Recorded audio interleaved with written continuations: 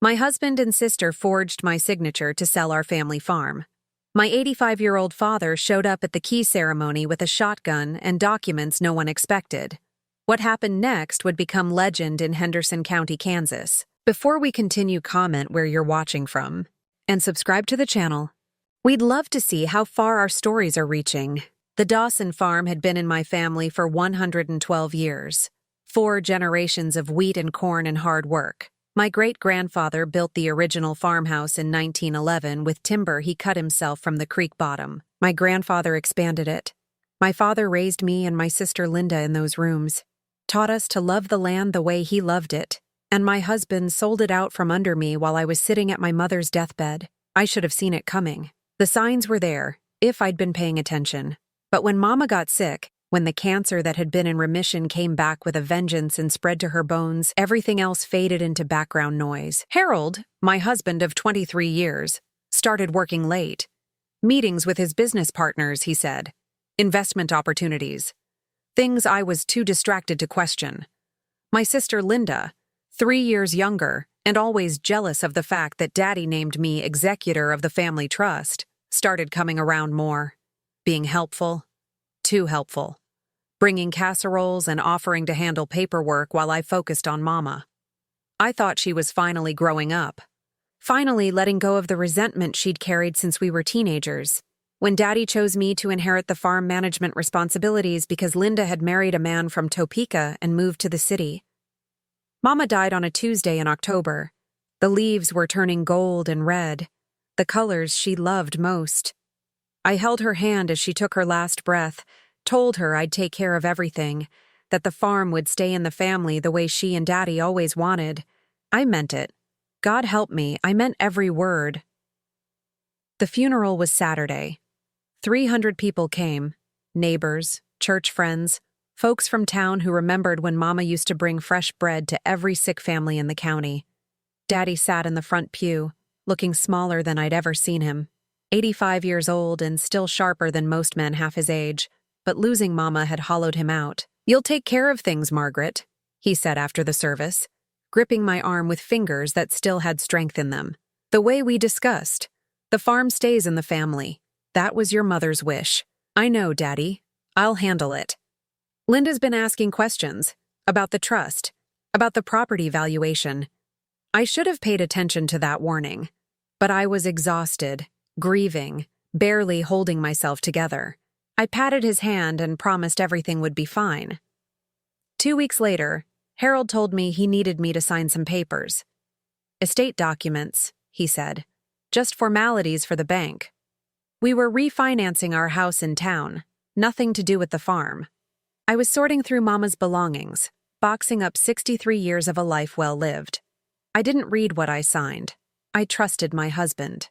The document I signed wasn't a refinancing agreement. It was a power of attorney, giving Harold the right to act on my behalf in all property matters. And the signature on the farm sale documents that appeared 2 days later wasn't mine. It was a forgery. A good one, but still a forgery. I found out on November 15th, 3 weeks after Mama's funeral. I was in the kitchen making dinner when Linda's husband, Frank, called. Frank was a real estate attorney in Topeka, which should have been another warning sign. "Margaret, I need to talk to you about the closing." Silence on the line. Then, "The farm closing. Friday. Didn't Harold tell you?" My hands went cold. "Tell me what, Frank?" "The sale to Consolidated Agricultural Holdings, $2.4 million. The closing is at 2 p.m. Friday at the Henderson County Title Company." I hung up on him, called Harold. He didn't answer.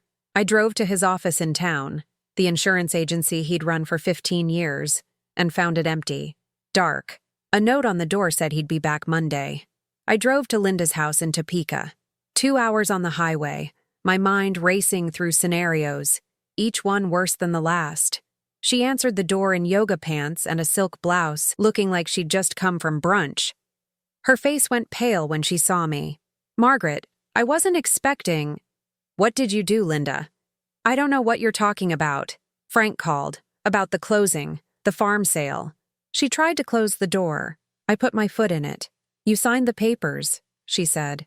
"You and Harold. It's all legal. I never signed anything about selling the farm. That's Daddy's land, our family's land. Mama just died, for God's sake.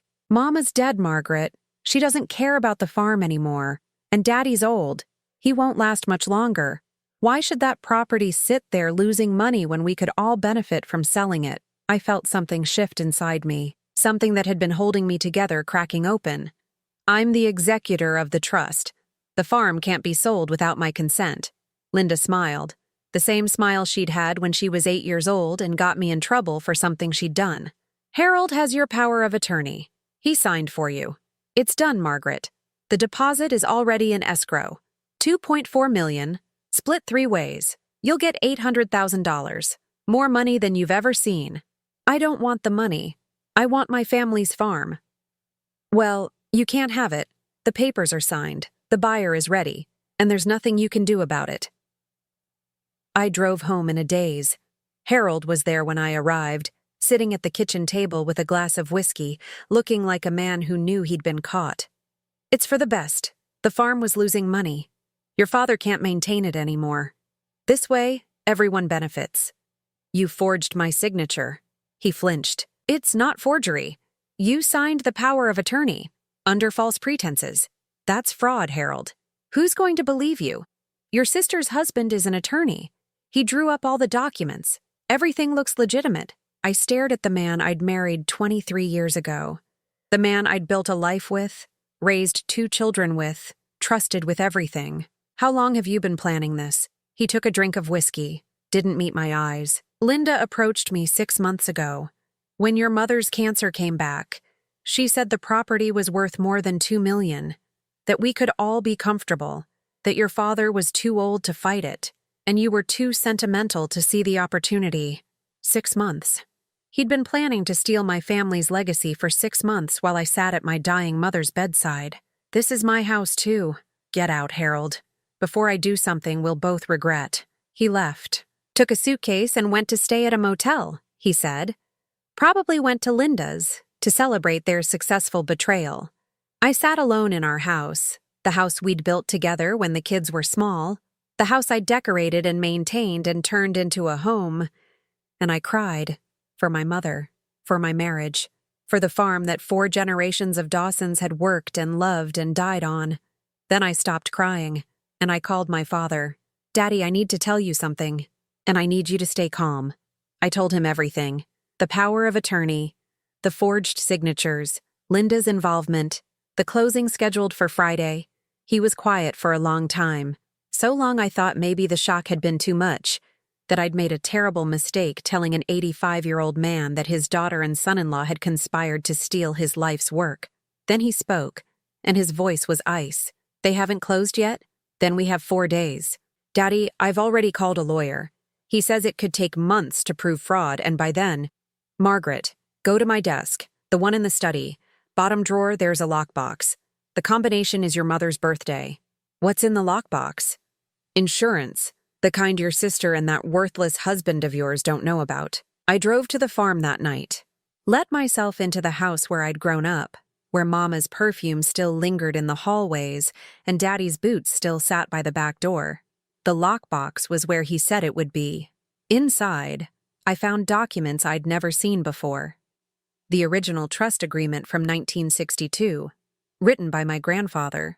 A deed addendum from 1978, signed by both my parents, and a letter, dated 2 months ago, in my mother's handwriting. I read the letter 3 times before I understood what it meant.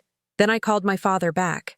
Daddy, did Mama know this was going to happen? Your mother knew your sister better than anyone. She saw the greed years ago. This was her last gift to you, Margaret. To the farm, to everything we built. The documents changed everything, and Friday was coming. The documents my mother left in that lockbox told a story I'd never known. In 1978, when Linda was 22 and I was 25, our parents had made changes to the family trust. Significant changes. My grandfather had originally set it up so the farm would be divided equally between any children. But that year, Daddy had watched Linda break our grandmother's heart. Grandma Rose was dying of emphysema. She'd been a smoker all her life, and by 78 she was on oxygen full-time. barely able to walk across a room. She wanted to see her granddaughters one last time. I came home from college every weekend for 2 months. Linda came once, stayed for 3 hours, spent most of it complaining about how depressing the farmhouse was, how she couldn't stand the smell of sickness, how her new boyfriend in Topeka needed her more. Grandma Rose died 3 days later. Linda didn't come to the funeral, said she had a work conflict Daddy never forgot, and neither did Mama. The trust modification they filed that year changed everything. Instead of equal division, the farm would pass to the child who demonstrates commitment to the family land and legacy. The language was specific, legalistic, clearly written by a lawyer who understood what they were trying to protect. But that wasn't the real bombshell. The bombshell was the deed addendum. A clause my mother had added, witnessed and notarized, stating that any sale of the Dawson farm required not just the executor's signature, but the physical presence and verbal consent of the trust's original beneficiaries, or their designated heirs, at the closing. In other words, my parents. Or, after their deaths, me. "This is real?" I asked my father over the phone. "This is legally binding?" "Your mother had it drafted by Judge Harrison before he retired. He's dead now, but his records should still be at the courthouse. Why didn't you ever tell me?" "Because we hoped we'd never need it. We hoped Linda would grow up, that she'd learn to love the land the way we do." He paused. "Your mother stopped hoping about 10 years ago. That's when she started planning." I stayed up all night reading through the documents. The trust modification was clear. The deed addendum was ironclad. But there was one problem. Frank, Linda's husband, was a real estate attorney. He would have seen these documents when he was preparing the sale. He would have known about the requirements. Unless he hadn't looked. Unless he was so confident in their scheme that he'd cut corners. I called Daddy in the morning. "I need to see the files at the county recorder's office. The deed addendum, if it was properly filed, it should be in the public record." "It was filed. Your mother made sure of that." "But if Frank found it, then he either didn't do his homework or he's planning to work around it somehow." I drove to the Henderson County Courthouse as soon as it opened. The recorder's office was in the basement, staffed by a woman I'd known my whole life, Betty Morrison, who'd been 2 years behind me in high school. "Margaret, how are you holding up, honey? We were all so sorry about your mama." "Thank you, Betty. I need to look up some documents on the Dawson farm. The deed history." "Sure thing.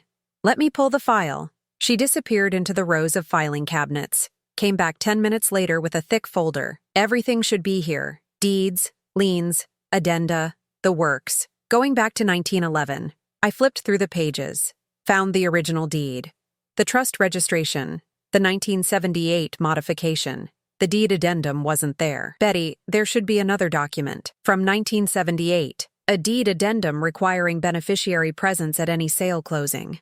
She frowned. "Let me check the cross-reference. More searching. More waiting." "I'm not finding anything like that, Margaret. Are you sure it was filed here?" "It had to have been filed. It was notarized. Judge Harrison witnessed it." "Well, if it's not in the deed folder, it might have been misfiled. Or," she lowered her voice, "or someone might have pulled it. It happens sometimes. Lawyers doing title searches, they take documents to make copies and forget to return them. Or they lose them. It's not supposed to happen, but..." She shrugged. Frank had pulled the addendum. He'd found it, realized it blocked the sale, and removed it from the public record. That was document tampering. That was a crime. But how could I prove it? I drove home, my mind racing. The original addendum was in Daddy's lockbox. I had the physical document. But without the county record, Harold and Frank could argue it was never properly filed, that it wasn't legally binding. I needed witnesses. I needed proof that the document had existed in the county records before Frank pulled it. I called Daddy again. "The addendum is missing from the courthouse. Your sister's husband visited the recorder's office 3 weeks ago. Betty's daughter told me. She works there part-time. Why didn't you tell me?" "Because I wanted you to see it for yourself, to understand what we're dealing with. These people aren't just greedy, Margaret. They're criminals, and they think they've covered their tracks. We go to the closing. But without the county record..." "Margaret, I've lived in Henderson County for 85 years. I've helped every farmer in a 50-mile radius at one time or another. I've loaned money, fixed tractors, sat with the dying. You think Betty Morrison is the only one who knows what happens at that courthouse? I didn't understand what he meant. Not yet. Wednesday came, 2 days before the closing. Harold called, wanting to talk. I let it go to voicemail. Margaret, be reasonable. This is happening whether you like it or not. $800,000. Think about what that money could do. You could travel, buy a new house, do all the things we've talked about. The farm is just land. It doesn't love you back. I deleted the message. Linda tried next. Showed up at my door with a bottle of wine and a practice speech. I know you're upset, but this is what's best for everyone. Daddy can't maintain that property anymore. The house needs repairs. The equipment is ancient. The fields haven't been properly planted in 3 years. We're saving the family from watching it fall apart. You stole our mother's legacy. You stole it while I was holding her hand as she died. You and Harold and Frank planned this for months, and you used Mama's illness to distract me while you did it. Don't you dare stand there and pretend you're doing anyone a favor. Linda's face hardened, the mask of sisterly concern dropping away. Fine, be difficult. It doesn't matter.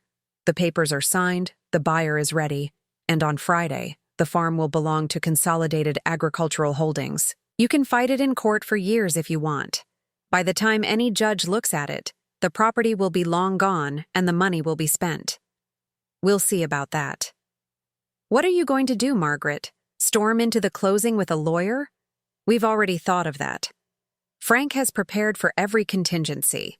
This is over. She looked at me. Something in my expression must have worried her, because she stepped back. Go home, Linda. Enjoy your last 2 days of thinking you've won. I closed the door, heard her car drive away. Then I called my father. It's time to tell me everything. The plan was elegant, simple, and it relied on something Harold and Linda and Frank had forgotten, that in small towns, memories are long, and loyalty runs deeper than greed. Thursday night, I drove to the farm. Daddy was waiting on the porch, the same porch where he'd courted my mother 63 years ago. The shotgun that had belonged to his father was leaning against the railing. Is that necessary? It's a prop, but an effective one. Daddy, I don't want you to get hurt. I'm 85 years old, Margaret. Your mother is gone. The only thing I have left is this land and you. If I can't protect both, what's the point of living? Don't talk like that. I'm not being morbid. I'm being practical. Tomorrow, your sister and your husband and that snake Frank are going to try to steal everything our family built. They think they've won. They think they've outsmarted us. He smiled, and for a moment, he looked 40 years younger. They forgot who they were dealing with.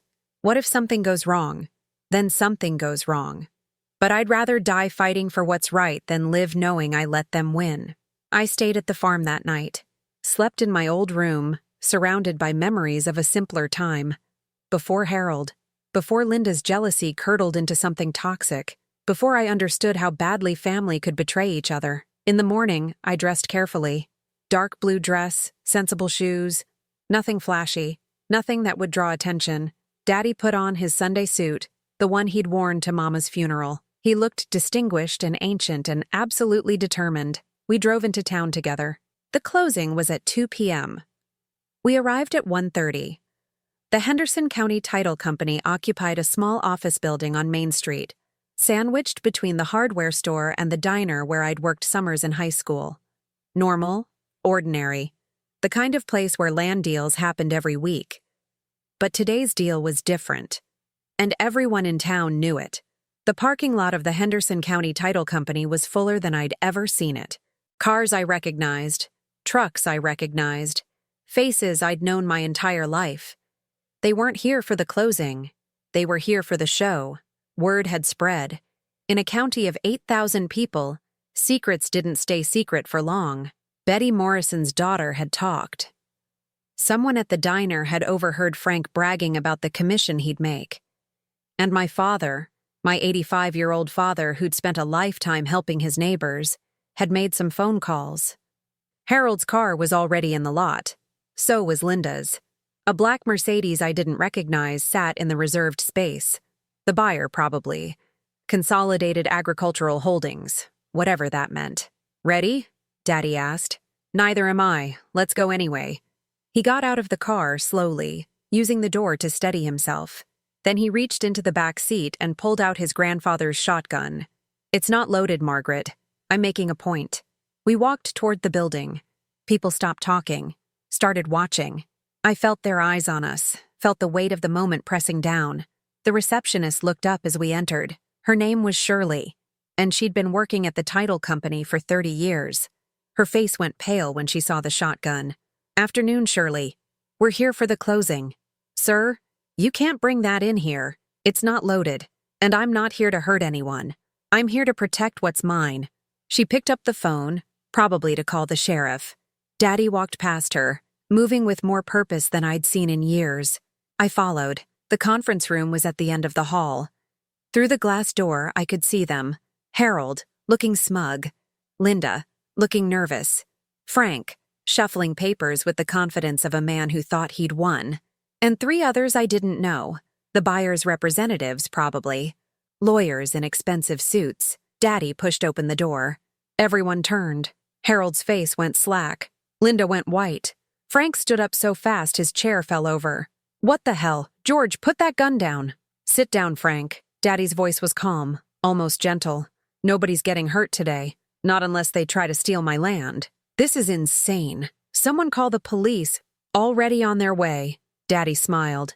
I called them myself. Told Sheriff Martinez there might be some trouble at a fraudulent real estate closing. He seemed interested. Fraudulent? One of the suited lawyers stepped forward. I assure you, Mr. Dawson, all the paperwork for this transaction has been properly vetted. Has it? I spoke for the first time. Stepped forward, pulling the documents from my bag.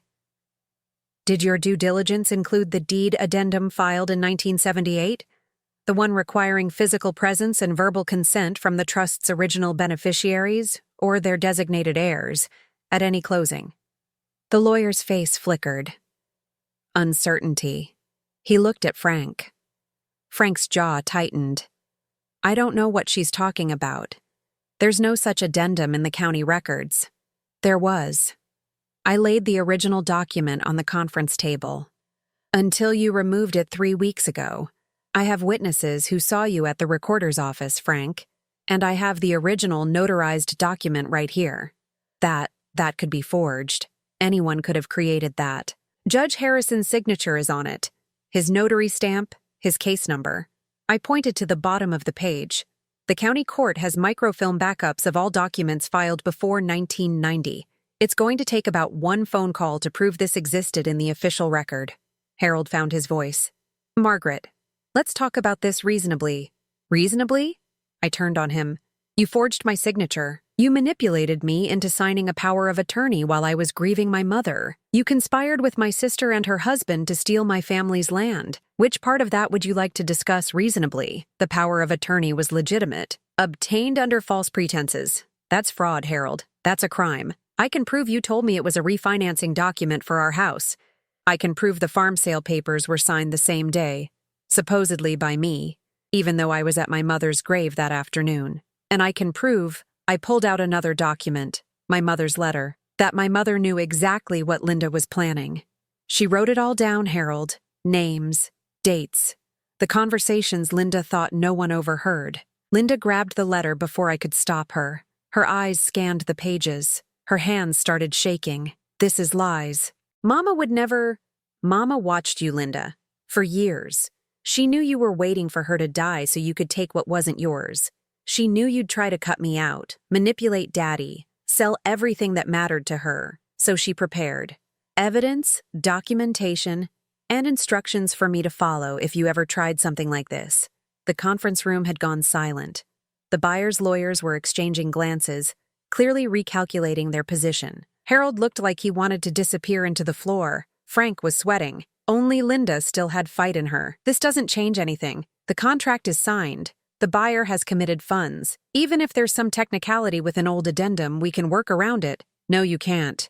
Daddy's voice cut through her protests. Because I never gave consent. Margaret never gave consent. And without our consent, in person, verified, on the record, this sale is invalid. Every document Frank prepared is worthless. Every penny your buyer committed is frozen until this gets sorted out in court. He set the shotgun down on the table. The gesture was deliberate, final. I'm not here to threaten anyone. I'm here to make a point. This farm has been in my family for 112 years. My grandfather broke that land with his own hands. My father built it into something worth having. I raised my daughters on it, buried my wife thinking she'd be the last Dawson to rest in that cemetery by the creek. His eyes found Linda. Something in them made her shrink back. You were supposed to be part of this legacy, Linda. You were supposed to help carry it forward. Instead, you tried to steal it. You tried to erase everything your mother and I built. For money. For spite. For reasons I'll never understand. Don't. The word was quiet, but it silenced her completely. I don't want to hear your excuses. I've heard enough lies to last me whatever time I have left. The door opened. Sheriff Martinez stepped in, followed by 2 deputies. He took in the scene. The shotgun on the table, the scattered documents, the guilty faces. George, you want to tell me what's going on here? Attempted fraud, Jim. Document tampering. Forgery. Take your pick. That's quite a list. I have evidence for all of it, and witnesses outside who can corroborate. Sheriff Martinez looked at Frank, at Harold, at the buyer's lawyers, who were already packing their briefcases. Gentlemen, I think this closing is postponed. Indefinitely. The buyer's lead attorney cleared his throat. On behalf of Consolidated Agricultural Holdings, I want to make clear that we were unaware of any irregularities in this transaction. We'll be conducting our own investigation and, pending the outcome, withdrawing our offer. He was out the door before anyone could respond. His colleagues followed. Frank started gathering papers. This isn't over. We'll fight this in court. You're welcome to try. Sheriff Martinez moved to block the door. But first, I need statements from everyone here. And Frank? I'd recommend calling a lawyer, one who doesn't have a conflict of interest. Harold stood up. His face was gray, defeated. Margaret, can we talk? Privately. I made a mistake. I know that now. But 23 years, doesn't that count for something?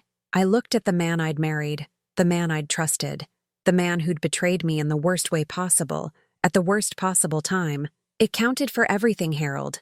That's why this hurts so much. I left him standing there, walked out of the conference room, past Shirley at the desk, into the November afternoon where 24 of my neighbors had gathered to witness the end of a conspiracy. Daddy followed, shotgun in hand. The crowd parted for him like he was Moses at the Red Sea. We drove back to the farm in silence. The sun was setting over the wheat fields, painting everything gold and red, Mama's colors. It's not over, I said finally. The legal fight will take months, maybe years. But we stopped the sale. What happens next? Daddy stared out the window at the land his grandfather had broken, the land his father had built, the land he'd given his life to protect. Next, we make sure they can never try this again. The legal aftermath was swift and brutal. Frank was arrested 3 days after the failed closing. The charge was document tampering, a felony in Kansas. The microfilm backup at the county court proved exactly what I'd said. The deed addendum had been filed in 1978 and properly recorded. Frank had removed it from the active file without authorization or documentation. His law license was suspended pending investigation. The Kansas Bar Association doesn't look kindly on attorneys who falsify real estate records. Harold moved out of our house permanently, into a motel first, then into Linda's guest room when he ran out of money. I changed the locks and started divorce proceedings. Linda tried to visit Daddy 3 times. He refused to see her each time. The 3rd time, he had Sheriff Martinez deliver a trespassing notice. She's still my daughter, he said to me that night, sitting on the porch with the stars overhead. But she stopped being family a long time ago. I just didn't want to admit it. Do you think she'll ever understand what she did? People like Linda don't understand. They justify. They blame. They twist reality until they're the victim. She'll spend the rest of her life believing we're the ones who wronged her.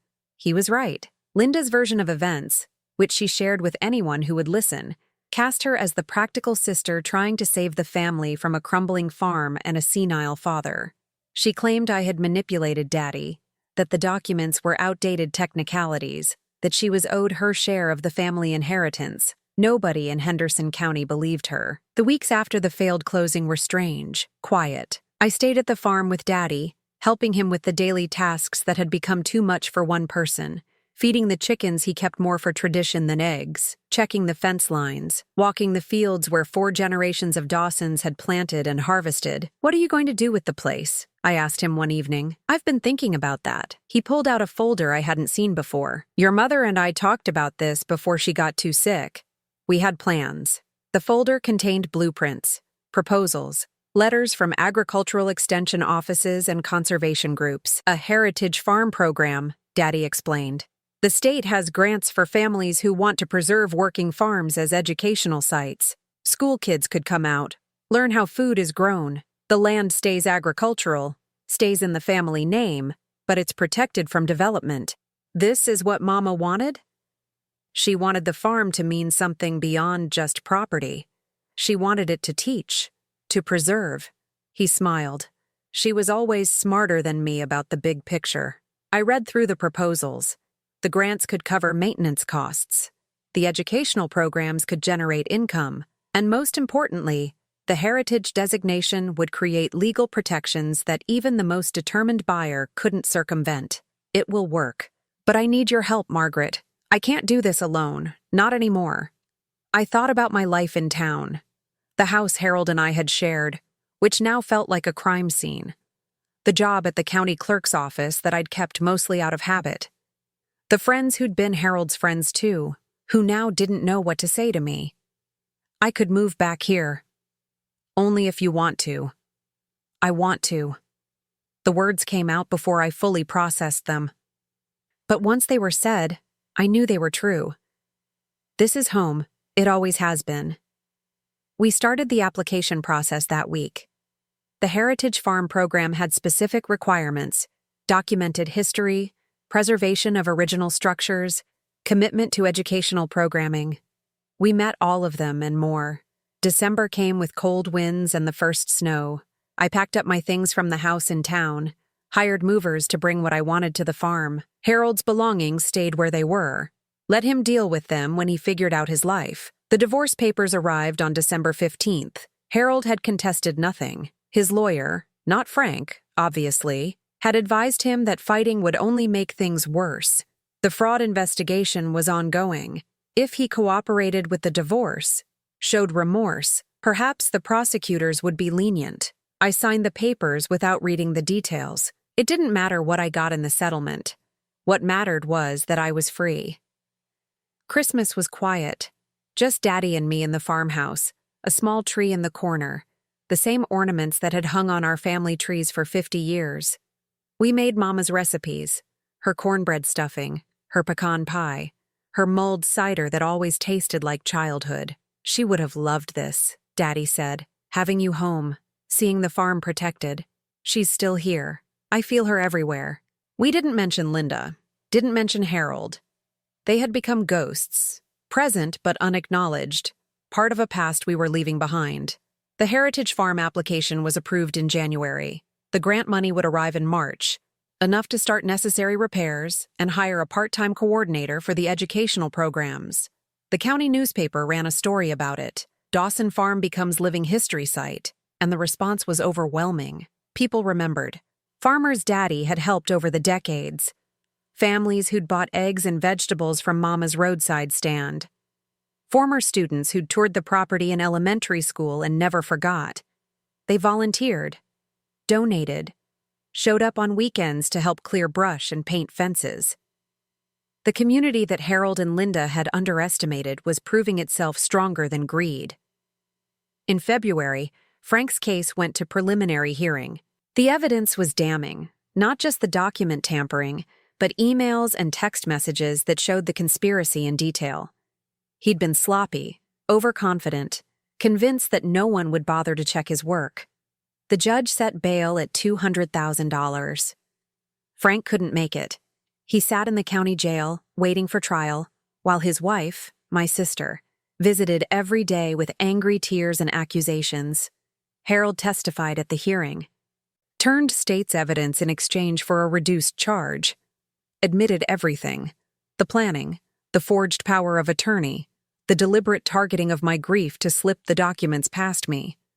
I watched his testimony from the gallery, watched him admit to betraying me in the coldest terms, breaking down our marriage into a series of calculated moves designed to benefit himself. It should have hurt more. Instead, I felt empty, clean, like watching a house burn that had already been abandoned. Linda didn't testify. She'd hired her own lawyer, the best she could find, paid for with money she didn't have anymore. Her defense was that she'd been misled by Frank, that she hadn't known about the document tampering, that she was a victim too. Nobody believed her either. March brought the thaw. The fields turned from white to brown, then slowly to green. Life returning to land that had seen more than a century of seasons. The first school group visited in April. Third graders from Henderson Elementary, 23 kids who'd never seen a working farm up close. They petted the chickens, walked the rows where we'd planted early corn, listened to Daddy tell stories about his grandfather's arrival in Kansas in 1908. I watched from the porch, watched my 85-year-old father, who'd lost his wife and his daughter in the same year, find purpose again, find joy. Your mother would be proud, I said when the kids had gone. Your mother is proud. Just because she's not here doesn't mean she's not watching. That night, I found a letter in Mama's handwriting that I'd missed before. It had been tucked into the back of the folder with the Heritage Farm proposals, dated 3 months before her death. My dearest Margaret, it began. If you're reading this, things have gone wrong. Linda has tried to take what isn't hers, but I know you'll stop her. I know you'll protect the farm. I know you'll make your father's last years meaningful. This was always your birthright, darling.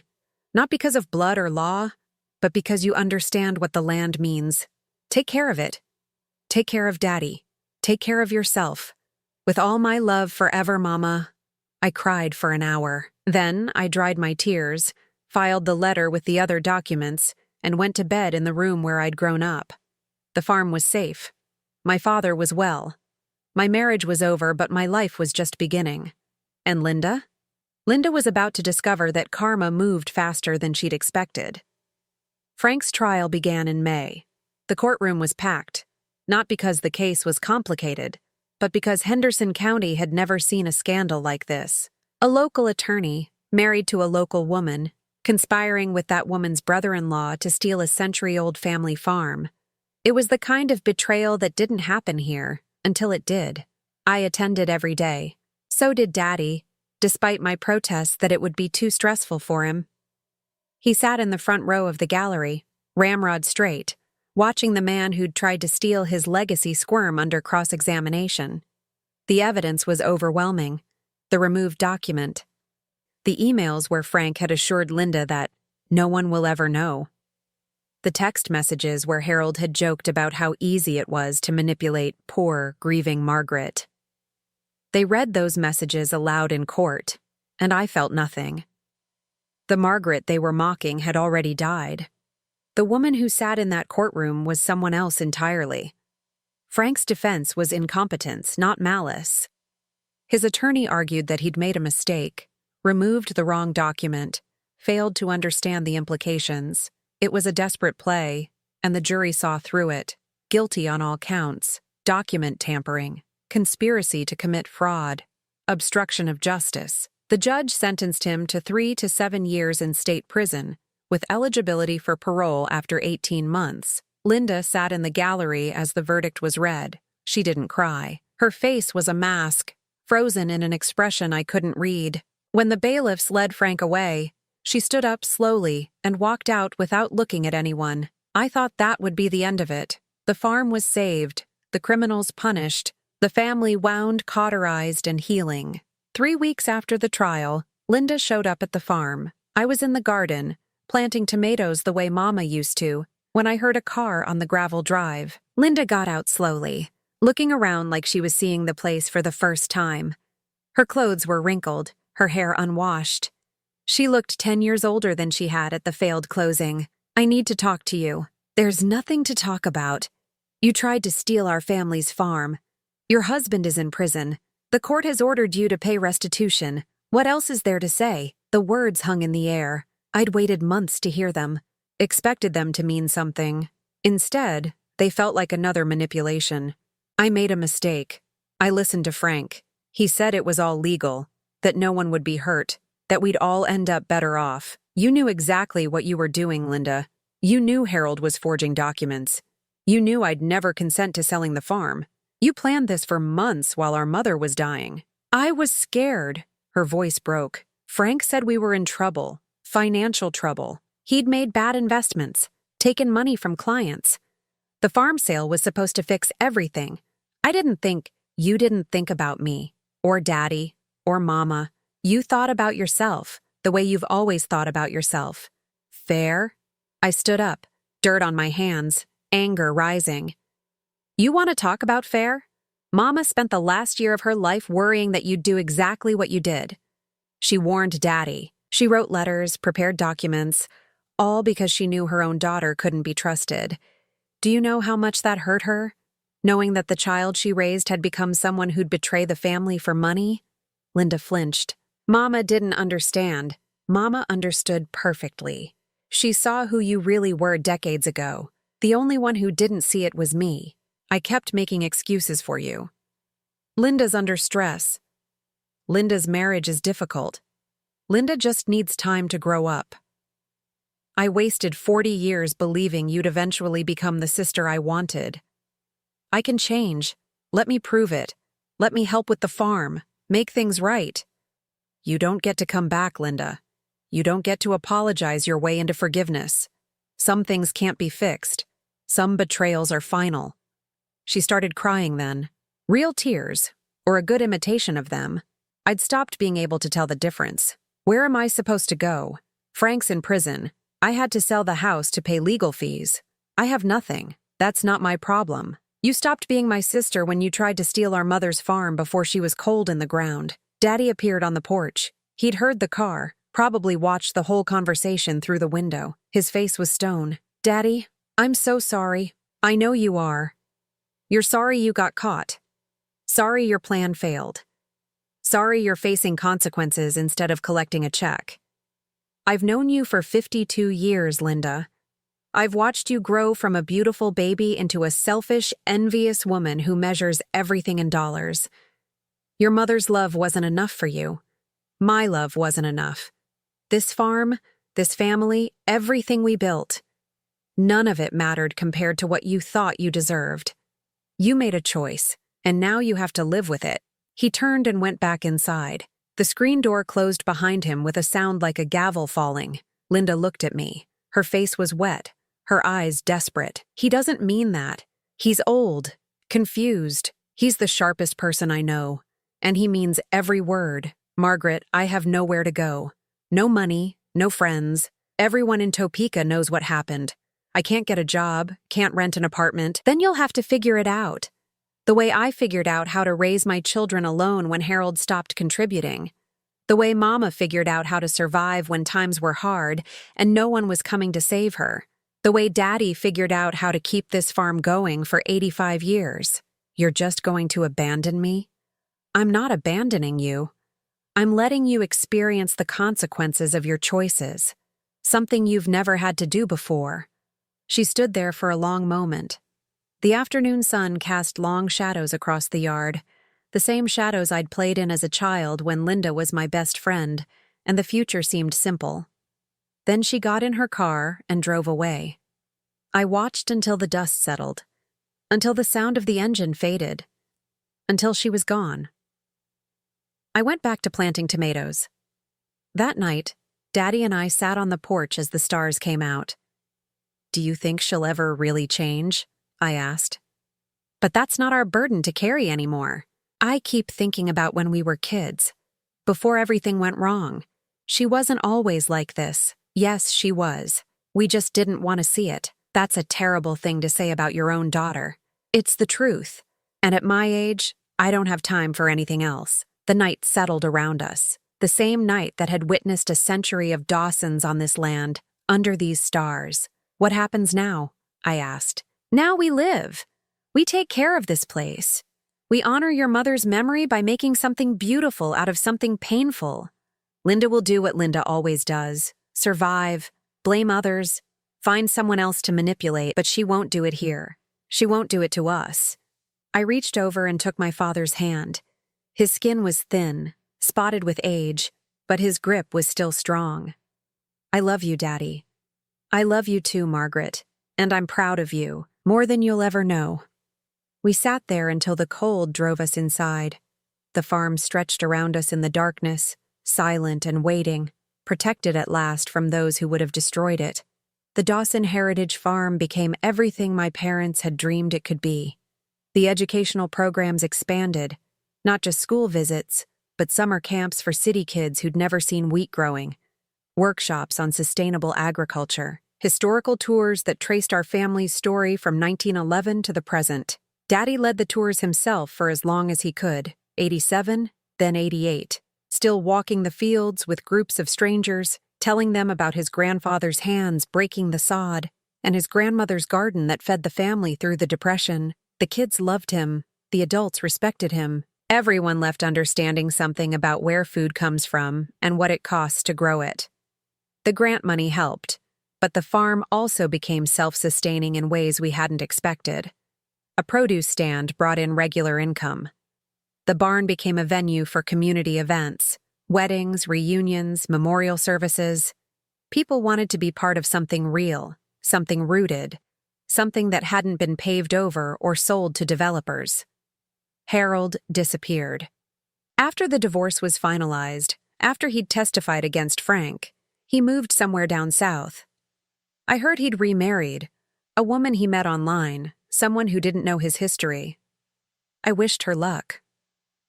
Frank served 22 months before making parole. He emerged from prison quieter, smaller, stripped of his law license and his confidence. Last I heard, he was working at a warehouse in Wichita, pulling orders for minimum wage. Linda found a way to survive. She always did. She moved to Colorado, far from Henderson County and the memories she wanted to escape, got a job as a receptionist at a car dealership, rented a small apartment in a town where no one knew her story. She called once, about 6 months after our confrontation at the farm. I let it go to voicemail. "Margaret, it's me. I know you probably won't listen to this, but I wanted you to know. I've been going to therapy, trying to understand why I did what I did. The therapist says I have issues with jealousy, with feeling like I was never enough. I don't know if that excuses anything. I don't think it does. But I wanted you to know I'm trying. That's all." Daddy's health began to fail in his 89th year. Not suddenly. He was too stubborn for that. But slowly, inevitably. The walks got shorter. The stories got repeated. The bright mind that had protected our family's legacy began to dim around the edges. The doctors said it was just age. Nothing specific to treat. Nothing to fix. Just the natural winding down of a body that had worked hard for nearly 9 decades. I moved him out of the farmhouse's upstairs bedroom and into the first-floor room that had been Mama's sewing room, made it comfortable with his favorite chair, his books, the photos of generations of Dawsons on the walls. He complained about being treated like an invalid, but I caught him smiling at those photos when he thought I wasn't looking. The last school group he led was in September. 3rd graders again, from the same elementary school that had sent the first group 3 years before. He was in a wheelchair by then, but his voice was still strong, his memory still sharp when it came to the things that mattered. "This land has been in my family for 115 years, he told them. "My great-grandfather planted the first wheat crop in 1912. My grandfather built the barn you're sitting in. My father expanded the operation. My mother ran the books. And I've spent my whole life trying to be worthy of what they gave me." A little girl raised her hand. "Are you going to die?" The teacher looked mortified. Daddy just laughed. "Someday, sweetheart, we all do. But the farm will still be here. That's the point. Some things last longer than the people who make them. That's why we take care of them." He died on October 3rd at 4:17 in the morning, while I held his hand and told him it was okay to go. The sun was just starting to lighten the eastern horizon, painting the wheat fields gold and red. Mama's colors.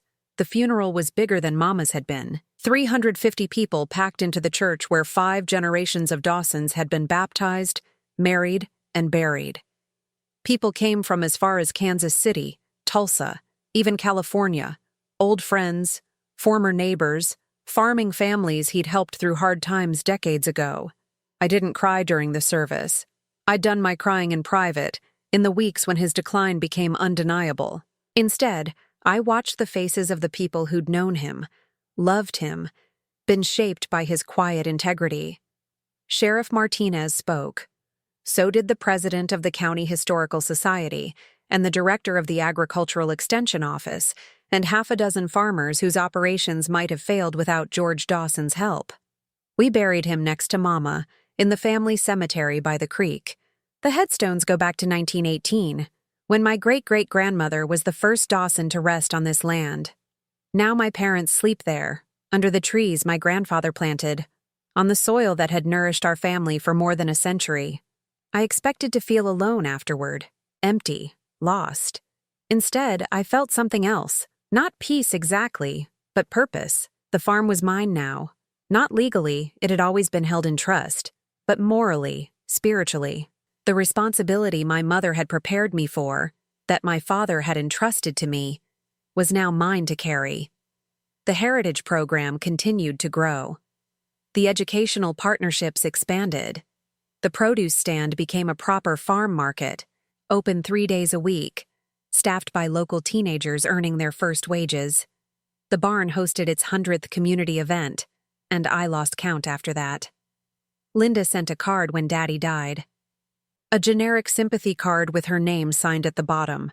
No personal message, no request to come to the funeral, just acknowledgement that she'd heard, and nothing more. On the first anniversary of Daddy's death, I walked out to the cemetery as the sun set, stood between my parents' graves, looked out over the fields that had sustained our family for 5 generations. I did what you asked, I told them. The farm is protected. The legacy continues. The people who tried to take it are gone. The wind stirred the wheat. The light faded to purple, then to stars. I wish I understood why Linda became what she became, why some children grow into people who honor their family and others grow into people who betray it. But I've stopped asking. Some questions don't have answers. Some people don't have reasons. I thought about the girl Linda had been, the woman she'd become, the stranger she was now, living somewhere in Colorado, carrying scars that would never fully heal. I thought about Harold, remarried and anonymous, probably lying to his new wife the way he'd lied to me. I thought about Frank, working his warehouse job, wondering how everything had gone so wrong. And I thought about myself, 55 years old, divorced, living alone on a farm that had been in my family for over a century. The last Dawson standing, but not really alone. The community that had rallied around us was still there. The kids who came to learn about farming were still there. The history, the traditions, the sense of place that my parents had fought to preserve, all of it was still there. I walked back to the farmhouse in the darkness. The porch light was on, the way Mama always kept it. The screen door creaked the way it always had. The kitchen smelled like the bread I'd baked that morning, the same recipe that had been passed down through 4 generations of Dawson women. I poured myself a glass of wine, Mama's tradition, 1 glass after a hard day, and sat on the porch to watch the stars come out. My husband had betrayed me. My sister had tried to steal my birthright. My parents were gone. The farm was here. The fields were planted. The barn stood strong. Tomorrow, another group of children would come to learn where food comes from, and I'd show them the chicken coop and the garden and the rows of wheat stretching to the horizon. That was the victory. Not revenge, not punishment, just continuation, just the stubborn insistence that some things are worth protecting, and the people who try to destroy them don't get to win. My father had showed up at that closing with a shotgun and documents nobody expected.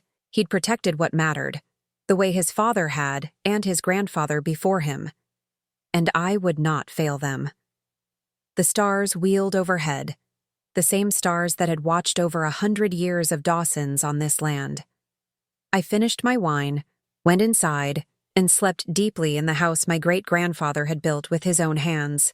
In the morning, I would begin again.